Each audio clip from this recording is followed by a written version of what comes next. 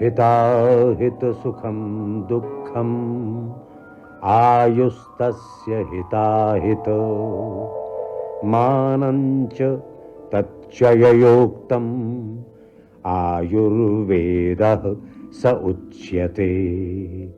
आयुर्वेद शास्त्र जिसमें आयु का अर्थ है जीवन, जन्म से मृत्यु तक जीवन के सभी आयाम, वेद जिसका अर्थ है अध्ययन और शास्त्र का अर्थ है तत्व प्रणाली।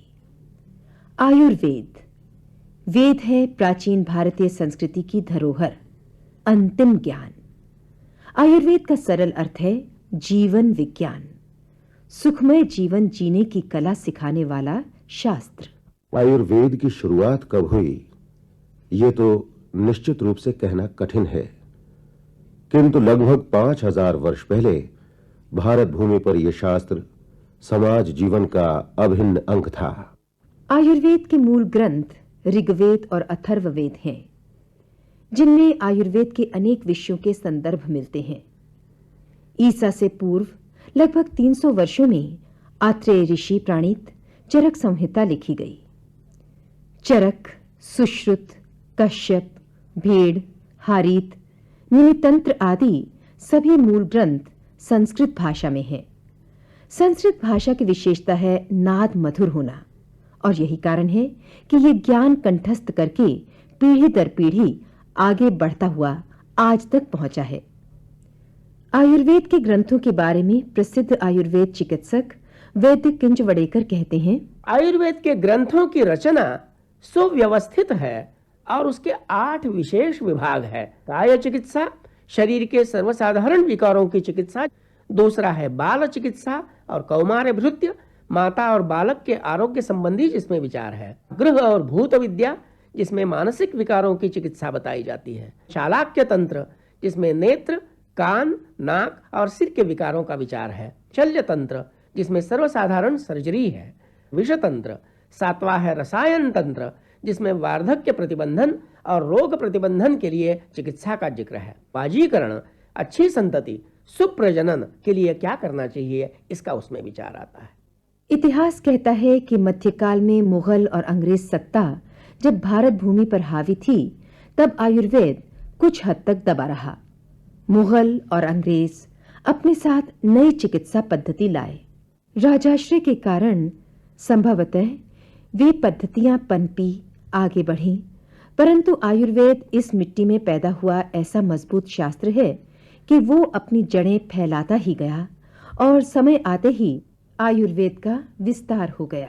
भारत की स्वास्थ्य योजनाओं के अंतर्गत आज आयुर्वेद की स्थिति क्या है, ये देखने के लिए हम आपको बंबई के R.A. पोद्दार आयुर्वेद महाविद्यालय लिए चलते हैं। बंबई महाराष्ट्र की राजधानी एवं व्यस्तता, गतिशीलता का उत्तम उदाहरण। यहां तक कि R.A. पोद्दार आयुर्वेद महाविद्यालय एवं अस्पताल भी अपने आप को ध्वनि प्रदूषण से न बचा सका। आयुर्वेद शिक्षा की परंपरा भारतवर्ष में बहुत प्राचीन है। हजारों वर्ष पहले नालंदा तथा तक्षशिला के प्राचीन विश्वविद्यालयों में ये शास्त्र पढ़ने के लिए देश विदेश के संशोधक और छात्र आते थे। आयुर्वेद शिक्षा की परंपरा अखंडित है। आज की शिक्षा पद्धति के बारे में पोद्दार महाविद्यालय के अधिष्ठाता वैद्य भावी साठे बताते हैं। पहले वर्ष में छात्र शरीर की रचना कैसी है, क्रियाएं कैसी है, इसमें आयुर्वेदीय विशेषता जो रहती है उनके बारे में पढ़ लेता है। दूसरे वर्ष में रोग के हेतु क्या रहते हैं, वनस्पतिक औषधियों का स्वरूप कैसे है, उनसे कल्प कैसे बनाए जा सकते हैं, खनिज और पारद गंधक की औषधियाँ कैसे बनाई जाती है, इनके बारे में विस्तार पूर्वक जानकारी लेता है। तीसरे वर्ष की पढ़ाई में वह छात्र काय चिकित्सा, सर्वसामान्य चिकित्सा रीति कैसी है, स्त्रियों के विशेष रोग, बच्चों के रोग, इनके बारे में जानकारी लेते हैं। साथ ही साथ शस्त्रकर्म और शल्य शालाक्य, इनके बारे में जानकारी पा लेते हैं। वह पूरा करने के बाद यह अपेक्षित है कि कर्माभ्यास इस नाम से 1 वर्ष उनको 6 महीने शहरी इलाके में और 6 महीने ग्रामीण इलाके में रुग्णों पर प्रत्यक्ष व्यवहार करके देखने की आवश्यकता रहती है। जो हो जाने के बाद उनको पदवी मिल जाती है। आज भारत में एलोपैथी, होम्योपैथी, यूनानी, तिब्बती, आयुर्वेद, नेचुरोपैथी तथा सिद्ध चिकित्सा पद्धति से इलाज किए जाते हैं। एक समय था कि आयुर्वेद का महत्व बहुत कम माना जाता था, पर स्थिति बदलती गई। मेधावी छात्र आयुर्वेद का अभ्यास करने लगे। डॉक्टर कोहली, जो आजकल पोद्दार आयुर्वेद महाविद्यालय में प्रपाठक के पद पर कार्यरत हैं, वे कहते हैं, मैं शुरू से ही मेरिटोरियस रहा हूं अपनी पढ़ाई में। स्पेशली इंटरमीडिएट में गोल्ड मेडल मिला था। उसके बाद मेरे पास एक ऑप्शन थी कि मैं कहीं भी जाऊं, लेकिन आयुर्वेद शास्त्र के प्रति और भारतीय संस्कृति के प्रति इतनी अधिक श्रद्धा थी कि मैंने इसी को अपनाया। भारत में ऐसे कई परिवार हैं जो पीढ़ी दर पीढ़ी आयुर्वेद शिक्षा और चिकित्सा पद्धति को अपनाते हैं। अंतिम वर्ष के छात्र सुयोग कुलकर्णी, मेरे पिताजी और माँ जी दोनों आयुर्वेदिक प्रैक्टिशनर्स हैं, तो मुझे मालूम है आयुर्वेद क्या चीज़ है और मैं बहुत संतुष्ट हूँ। मुझे बहुत अभिमान है कि मैं आयुर्वेद में आया हूँ। शर्मिला मालवदे, तृतीय वर्ष की छात्रा, व्यक्तिगत जीवन तथा आयुर्वेद अभ्यास प्रणाली की खामियों के बारे में निसंकोच बताती हैं। खरं तर पूर्वीपासून मला लहानपणापासून वाटलेलं मी डॉक्टर व्हावं। मेरी बचपन से ही डॉक्टर होने की इच्छा थी। खरं सांगायचं म्हणजे मला मेरे घर में डॉक्टर वगैरह कोई नहीं है, मगर सच कहूँ तो मुझे MBBS में एडमिशन नहीं मिला। फिर होम्योपैथी वगैरह में मेरा नाम वेटिंग लिस्ट में था, मगर मुझे आयुर्वेद चाहिए था, क्योंकि इस मिट्टी से उपजा हुआ ये शास्त्र है और इस मिट्टी से मेरा जन्म भी हुआ है। वैसे ये पद्धति चिकित्सा के लिए तो अति उत्तम है। दूसरे मॉडर्न साइंस में जो ECG या और अन्य सुविधाएं हैं वो हमें अभी तक नहीं मिली हैं, यानी नाड़ी परीक्षा, मलमूत्र परीक्षा वगैरह भी हमें सिखाई जानी चाहिए, जिसका अभाव हमें इस हॉस्पिटल में, इस कॉलेज में महसूस होता है। पण आता मला पश्चाताप वाटत नाही आयुर्वेदाला आल्याचा। आज भारत में कुछ गिने चुने चिकित्सक ही नाड़ी परीक्षा करते हैं। ये नाड़ी परीक्षा पूरी देह के क्रियाकलापों की जानकारी देती है। इसलिए शर्मिला की शिकायत के बारे में पूछने के लिए चलते हैं पूना शहर में वैद्य निर्मला जोशी के घर। आधुनिक शास्त्र की नाड़ी परीक्षा केवल सर्कुलेटरी सिस्टम की ही परीक्षा है, किंतु आयुर्वेद में नाड़ी परीक्षा शरीर में कौन सा दोष ज्यादा है, कौन सा कम है, पंच प्राणों की अवस्था क्या है, इन सब विषयों की जानकारी देती है। ऐसी नाड़ी विशेषज्ञता पाने के लिए पहले आयुर्वेद की पूरी तरह से जानकारी हासिल करनी चाहिए। नाड़ी परीक्षा रोगी परीक्षा का एक अंग है, एकमात्र अंग नहीं है। मनुष्य एवं प्राणी मौसम के बदलावों के अधीन है। आयुर्वेद के अंतर्गत कुछ नियम हैं।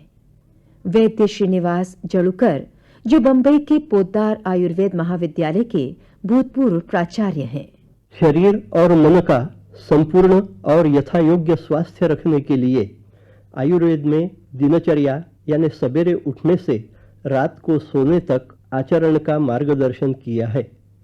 प्रत्येक व्यक्ति की प्रकृति, जरूरत तथा ऋतु बदलने से शरीर पर होने वाले परिणामों का प्रतिबंध करने के लिए विविध उपचार और ऋतुचर्या, योग्य आहार विहार और उपायों का मार्गदर्शन भी है। आयुर्वेद शब्द को सृष्टि में जहां जहां भी आयु है यानी जीवन है, जैसे वृक्ष, वनस्पति, प्राणी, कृमि, कीटक, सबके लिए इस्तेमाल किया जाता है।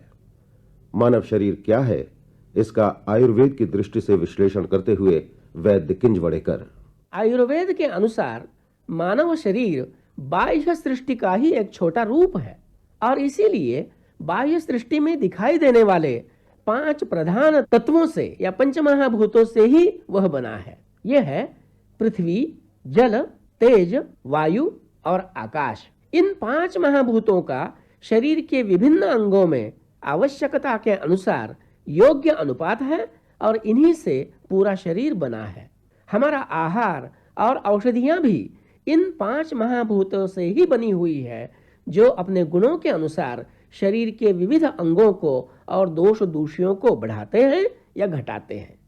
भारतीय तत्वज्ञान के अनुसार आत्मा, जीव, स्थूल देह, सूक्ष्म देह, जो कि 5 ज्ञानेंद्रियों, 5 प्राण तथा मन और बुद्धि से बने आयुर्वेद में रोगोत्पत्ति और रोग निदान 5 महाभूतों से ही संबंधित हैं, ऐसा वैद्य किंजवड़ेकर बताते हैं। ये 5 मूल महाभूत पुनः त्रिदोषों में संकुचित हो जाते हैं और वात पित्त कफ इन त्रिदोषों को बनाते हैं। वायु और आकाश महाभूतों से वात दोष बनता है, अग्नि महाभूत से पित्त की निर्मिति होती है, जल और पृथ्वी महाभूत से कफ दोष बनता है। आयुर्वेद रोगी को पूर्ण रूपेण देखता है और शरीरांतर्गत तथा मानसिक विविध प्रक्रियाओं का सूक्ष्म परीक्षण करने के बाद रोग निदान करता है। दर्शन बाह्य परीक्षण, स्पर्शन हाथों से अंगों का तपास और प्रश्न रोगी का योग्य इतिहास, नाड़ी, मल मूत्र परीक्षा, जिह्वा परीक्षा, प्रकृति परीक्षा, अग्नि परीक्षा, साम निराम परीक्षा, स्रोतो परीक्षा इत्यादि द्वारा रोग निदान किया जाता है। वही योग्य औषधि है जिससे आरोग्य पुनः हो और वही सही चिकित्सक है जो रोगी को रोगमुक्त करे। चिकित्सा ऐसी होनी चाहिए जो दूसरे विकार को निर्माण न करे। त्रिदोषों का संतुलित रखना ये प्रधान चिकित्सा आयुर्वेद मानता है और इसलिए बढ़े हुए दोषों के शोधन द्वारा उनको शरीर के बाहर निकालना और बाद में योग्य औषधि और आहार द्रव्यों के उपयोग से उनको काबू में रखना, जिसको हम शमन कहते हैं, ये मुख्य चिकित्सा के उपक्रम है। कहा जाता है कि आयुर्वेद चिकित्सा प्रणाली में रोगी पर दवाइयों का असर दूसरी चिकित्सा पद्धतियों के मुकाबले में देरी से होता है। इसका मूल कारण ये है कि आयुर्वेद की चिकित्सा करने के लिए जो लोग आते हैं वे दूसरी चिकित्सा प्रणाली का पहले उपयोग करके उसमें असफल होने के बाद आते हैं। इस प्रकार रोग जीर्ण होने के बाद आयुर्वेद चिकित्सा प्रणाली अपनाई जाती है। इसी कारण दवाइयों का असर विलंब से होता है। इस पर पूना स्थित वैद्य निर्मला जोशी ने कहा, तुरंत गुणकारी औषधियां लक्षण शामक होती है किंतु व्याधि शामक होती ही है ऐसे नहीं। आयुर्वेद का उद्देश्य केवल रोग हटाना नहीं है। आयुर्वेद को तो जिसको रोग हुआ है उस इंसान को उसका स्वास्थ्य प्रदान करना है। भारतीय संस्कृति में मनुष्य जीवन का सर्वोपरि उद्देश्य धर्म, अर्थ, काम और मोक्ष की प्राप्ति है। कहावत भी है, एक तंदुरुस्ती हजार नियामत। तंदुरुस्ती एक तरफ और संसार के हजारों सुख दूसरी तरफ। पोद्दार आयुर्वेद महाविद्यालय में हमारी मुलाकात एक ड्रग एडिक्ट से हुई, जिसके चेहरे एवं शरीर के हाव भावों से ही नशीली दवाइयों के भयंकर परिणामों का पता चल रहा था। मेरा नाम प्रकाश है। हम ड्रग एडिक्शन का इलाज करने इधर आए थे। अभी इच्छा बिल्कुल यहाँ पे लगता ही नहीं कुछ ऐसा कि पीऊ के जाऊँ, अगर अभी मिले तो भी पीऊ, ऐसा दिल ही नहीं करता है। आपने ये ड्रग छोड़ने का पहला प्रयास है या इसके पहले भी प्रयास किए थे? इसके पहले भी किया था, लेकिन उसका उपाय ऐसा नहीं, ये जो अभी किया है ऐसा नहीं कभी किया था। इनको शस्त्र जो वो किया नहीं था। इसके पहले खाली मेडिसिन के ऊपर ही छोड़ दिया था ऐसे ही।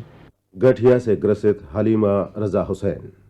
पैरों में और हाथों में दर्द था ना, जोड़ों का, उसके लिए। हाँ, इसका इलाज मैं प्राइवेट में की थी, मगर मेरे को इन्फेक्शन हो गया था। डॉक्टर ने गलत दवाई दे दिया था, उसकी वजह से इन्फेक्शन हो गया था और फिर मैं इधर आने से अभी रुपये में 12 ने अच्छी हो गई।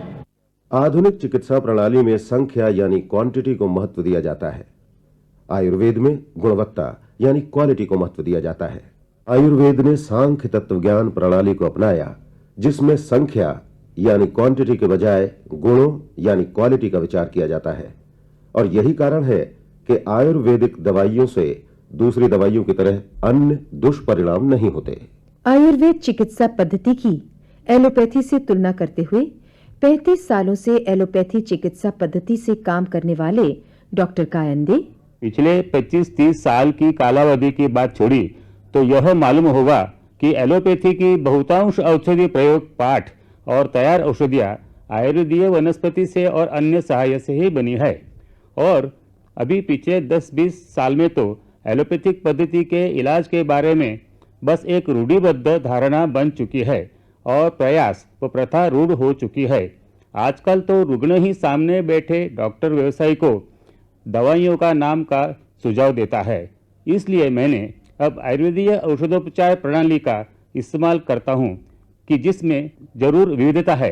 एलोपैथी शास्त्र आयुर्वेदिक शास्त्र की बराबरी करने का प्रयास करना कठिन है, क्योंकि दोनों शास्त्र अपनी अपनी जगह पर अत्यंत प्रगत स्थान पर विराजमान है। सर्वसाधारण जनसामान्य नजरों से देखा जाए तो आयुर्वेद औषध प्रणाली में सीधे साधापन, दवाइयों का पाठ एवं तैयार औषधि की उपलब्धता इत्यादि अधिक सुखकर सिद्ध होता है। दूसरी ओर एलोपैथिक औषधियां बहुत रिएक्शन वाली भी हो सकती है कि जो रिएक्शन एवं संकट पैदा होना आयुर्वेदीय औषधों में जरा भी नहीं।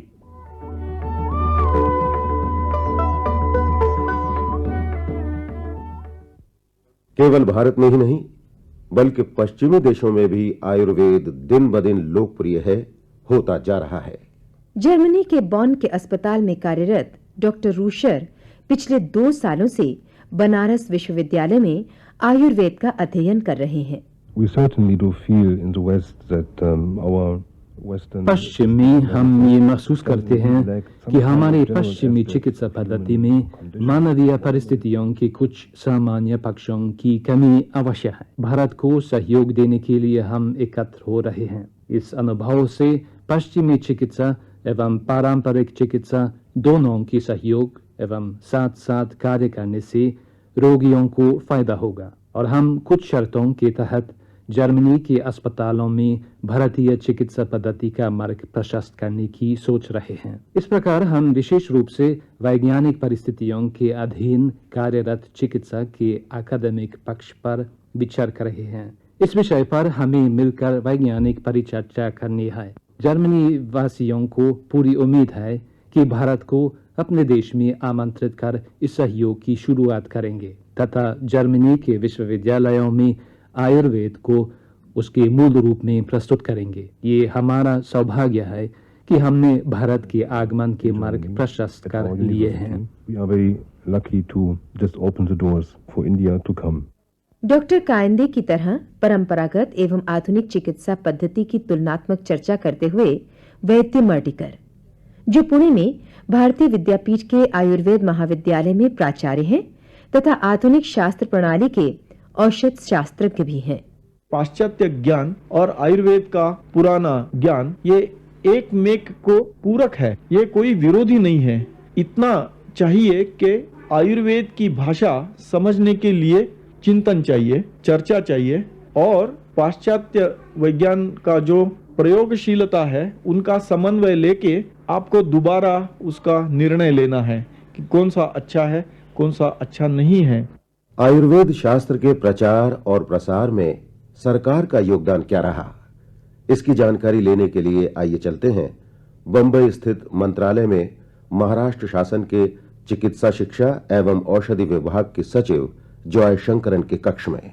महाराष्ट्र की प्रगतिशील राज्य में स्वास्थ्य सुविधा एवं अनुसंधान के क्षेत्र में आयुर्वेद को प्रोत्साहित किया जा रहा है। राज्य में चलाए जा रहे आयुर्वेद महाविद्यालयों में 2000 तक छात्राएं के लिए शिक्षा सुविधा उपलब्ध है और जहां बहुविध सुविधाएं हैं यानी कि इंफ्रास्ट्रक्चर हासिल है, वहां आयुर्वेद शिक्षा में MD डिग्री तक की शुरुआत हो चुकी है। अन्य चिकित्सा प्रणालियों के शिक्षकों की तुलना में आयुर्वेद शिक्षक को समान दर्जा और वेतन शासन द्वारा दिया जा रहा है। आधुनिकतम विकास की जानकारी उन्हें रहे, इसलिए इलेक्ट्रोकार्डियोग्राम, अल्ट्रासाउंड सिस्टम्स, एक्सरे आदि नवीन एवं विशिष्ट उपकरणों के प्रयोग संबंधी प्रशिक्षण भी समय समय पर उन्हें दिया जाता है। शिक्षकों के लिए व्यवहारिक चिकित्सा संबंधी तथा शिक्षा प्रणाली संबंधी प्रशिक्षण कार्यक्रम भी बन चुका है। स्वास्थ्य सेवा के बारे में कहा जाए तो चिकित्सा संबंधी आधुनिक यंत्र तंत्र, जीव रसायनशाला तथा निष्णात चिकित्सकों के साथ 4 शासकीय अस्पताल आज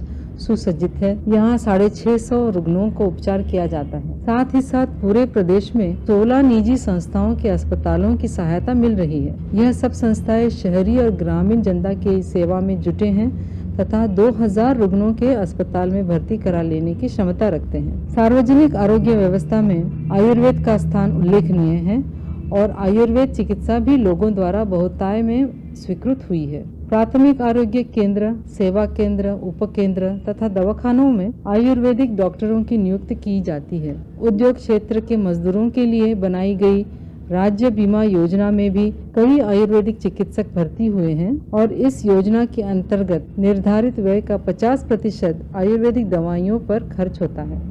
जनमानस में ऐसी धारणा है कि विश्व के रचयिता ब्रह्मा ने स्वयं आयुर्वेद का ज्ञान दक्ष प्रजापति को दिया था और तब से ये ज्ञान एक पीढ़ी से दूसरी पीढ़ी तक आगे दिया गया। सदियां बीत गईं। अब इस अणु परमाणु के युग में क्या इसमें बदलाव आया है? वैद्य साठे बदलाव जो आते हैं वह मुख्यतः बाह्य अंग जो रहता है चिकित्सा का उसमें आते हैं कि पहले हम स्वेदन पेटी बना के स्वेद देते होंगे, तो अभी हमारे पास सेक करने के ज़्यादा से ज़्यादा उपकरण फिजिक्स के द्वारा प्राप्त है, थर्मो कंट्रोल करने वाले भी उपकरण प्राप्त हैं। इसके कारण उन उपकरणों के स्वरूप में बदल हो गया है। स्वेदन देना यह जो मूल तत्व है उसमें कुछ फर्क नहीं होता है। उसी प्रकार से चिकित्सा के औषध वितरण करते समय पहले वो थोड़े काले दिखाई देंगे तो भी चल सकते थे, लेकिन दिन ब दिन कैप्सूल, पिल्फर प्रूफ पैकिंग या इस प्रकार से दिखाव में ठीक लगे इस प्रकार के पैकिंग आते जा रहे हैं। चूर्णों के बदले उनके संक्षिप्त घनसार, बड़े बड़े पौधों के अवयवों के बदले उनके एक्सट्रैक्ट करके छोटे आकार में दिए हुए दवाइयाँ, यह फर्क होता जा रहा है। लेकिन दवाइयाँ जिन बीमारियों के लिए उपयोग में लानी है उन तत्वों में फर्क नहीं है। संशोधन तो शिक्षा प्रणाली का प्राण है। सदियों से इस क्षेत्र में बहुत महत्वपूर्ण कार्य हुए हैं। इसकी जानकारी देते हुए वैद्य साठे। 15-20 वर्षों से हम देख रहे हैं कि बनारस हिंदू विश्वविद्यालय में डॉक्टर पीजे देशपांडे द्वारा क्षार सूत्र नाम की जो चिकित्सा संशोधन के बाद रूढ़ कर दी गई, वह सीखने के लिए विदेशों से बनारस या अन्य स्थलों पर छात्र आते रहते हैं और सीख कर जाते हैं। पंचकर्म इस प्रकार की जो चिकित्सा है, उस चिकित्सा के नतीजे भी विदेशों में दिन ब दिन पाए गए हैं कि इनसे अन्य किसी भी चिकित्सा पद्धति के तुलना से अधिक लाभ होता है। आयुर्वेदीय रुग्णालयों में आयुर्वेदीय संप्राप्ति का विचार करके जब योग चिकित्सा दी जाती है, काफी अच्छे रिजल्ट आ जाते हैं। कभी कभी तो उनको एस्टोनिशिंग सरप्राइज इस प्रकार से बोला जाता है कि विदेशों से चिकित्सा शास्त्र के अंग सीखने के लिए भारत में आना जरूरी है और यह सीख जाने वाले विदेशों में अपनी काबिलियत बताकर अच्छे प्रकार से काम कर सकते हैं। उनके पास उस प्रकार की सुविधा नहीं है, वो मिल जाती है।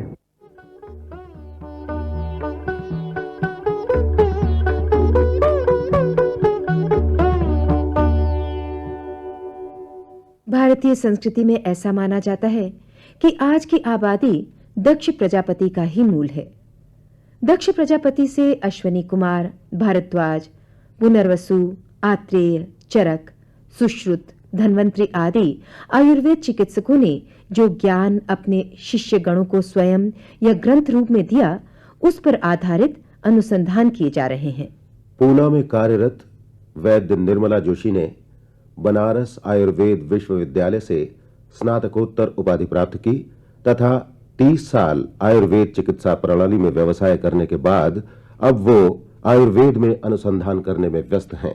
आयुर्वेद के मूलभूत सिद्धांत शाश्वत है, उसका व्यवहार या साधन कालानुरूप बदल सकते हैं। आयुर्वेद के प्राचीन ऋषियों ने कहा है कि इस आयुर्वेद शास्त्र की जानकारी हासिल करने के लिए चिकित्सक ने अनेक शास्त्रों का अध्ययन करना चाहिए। इसी कारण बुद्ध काल के बाद आयुर्वेद में नागार्जुन के कारण रसशास्त्र को बढ़ावा मिला है। तत्पूर्वकालीन ज्यादातर वनस्पति का ही औषधीकरण में उपयोग किया जाता था, लेकिन रसशास्त्र की जोड़ मिलने पर पारा और गंधक का उपयोग करके वनस्पति औषधि का व्यवहार नए तरीके से शुरू हो। इसलिए आजकल के जमाने में भी आयुर्वेद की परीक्षण पद्धति आधुनिक साधनों से, जैसे कि स्टेथोस्कोप, थर्मामीटर से लेकर सोनोग्राफी तक नव संशोधित उपकरणों की मदद लेकर उपब्रमित हो रही है। संशोधन का विषय आयुर्वेद के सिद्धांत होना चाहिए जो शाश्वत है और दुनिया के किसी भी कोने में उनके आधार पर व्यवहार किया जा सकता है। भारत जैसे विशाल देश में आयुर्वेद का जो भी संशोधन होता है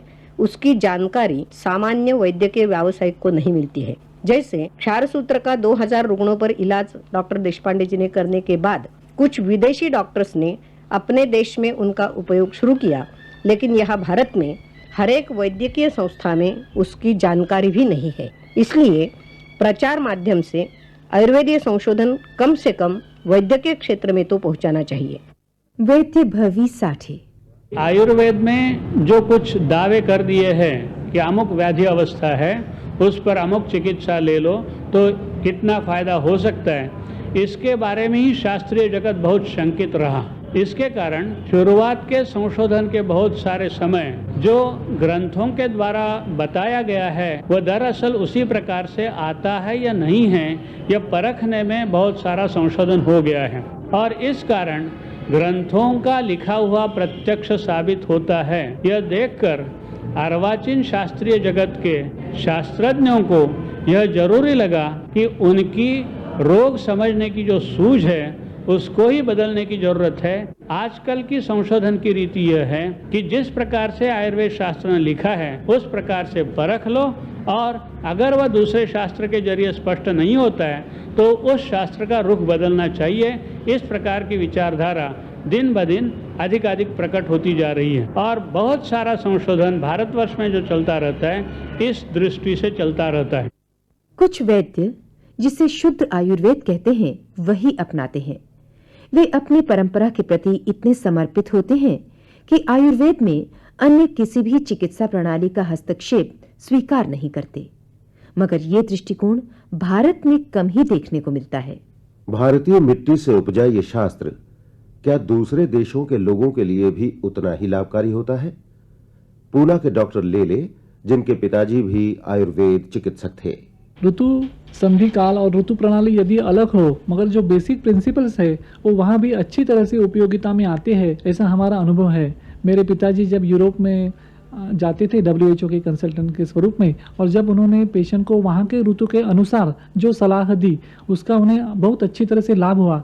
इसलिए मुझे ऐसे लगता है कि यहाँ का जो ऋतु का वर्णन है और उसकी चिकित्सा के बारे में जो बताया है वो केवल भारत के लिए लागू नहीं है बल्कि सारे यूनिवर्स के लिए लागू है, और उस जो बेसिक तत्व है उनका उपयोग वहाँ के ऋतु के अनुसार करना चाहिए। आयुर्वेद विज्ञान आज पूर्ण रूपेण कल्पनाशील चिकित्सा पद्धति का एक आदर्श है जो प्राकृतिक विज्ञान के रूप में हमारी अति सफल चिकित्सा शास्त्र के 2 सिद्धांतों पर आधारित है। सदियों से हम आयुर्वेद के परिणामों से प्रभावित रहे हैं और आज भी आयुर्वेद के प्रभाव बरकरार हैं और बरकरार रहेंगे, क्योंकि आयुर्वेद का सर्वांगीण उद्देश्य शरीर, मानस और आत्मीय बल की रक्षा करना है।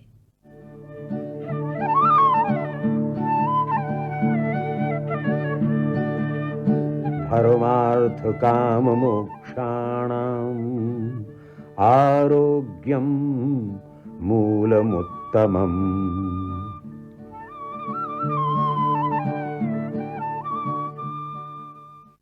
आयुर्वेद एक जीवन मार्ग। अभी आप ये रूपक सुन रहे थे। वाचक स्वर सरिता सेठी और विजय चौधरी। प्रस्तुति सहायक विनायक मोरे। आलेख एवं प्रस्तुति तनुजा कानड़े। ये आकाशवाणी मुंबई केंद्र की प्रस्तुति थी।